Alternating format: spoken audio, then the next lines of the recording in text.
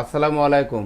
আপনারা দেখতেই পাচ্ছেন গণপ্রজাতন্ত্রী বাংলাদেশ সরকারের পরিবার পরিকল্পনা অধিদপ্তরের একটি নতুন নিয়োগ বিজ্ঞপ্তি প্রকাশিত হয়েছে। এখানে বাংলাদেশের সকল জেলা থেকে শুধুমাত্র মহিলা প্রার্থীগণ আবেদন করতে পারবেন।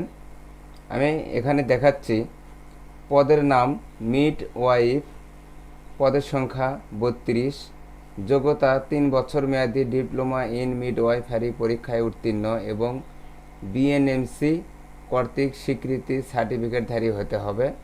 প্রজনন স্বাস্থ্য, মা ও শিশু স্বাস্থ্য এবং পরিবার পরিকল্পনা সেবায় অভিজ্ঞ প্রার্থীদের অগ্রাধিকার দেওয়া হবে। বয়স 18 থেকে 30 বছরের মধ্যে হতে হবে।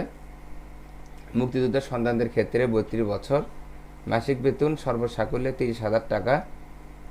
অন্যান্য সুবিধা, উৎসব ভাতা ও নববর্ষ ভাতার সুবিধা সরকারি বিধি মোতাবেক। চাকরির মেয়াদকাল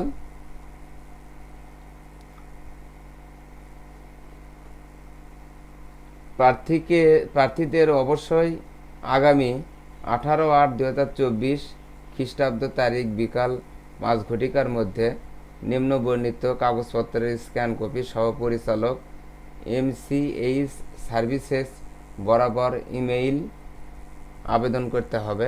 অর্থাৎ এই যে দেখতে পাচ্ছেন আপনারা ইমেল নম্বর, এই ইমেলে আপনাকে আবেদন করতে হবে।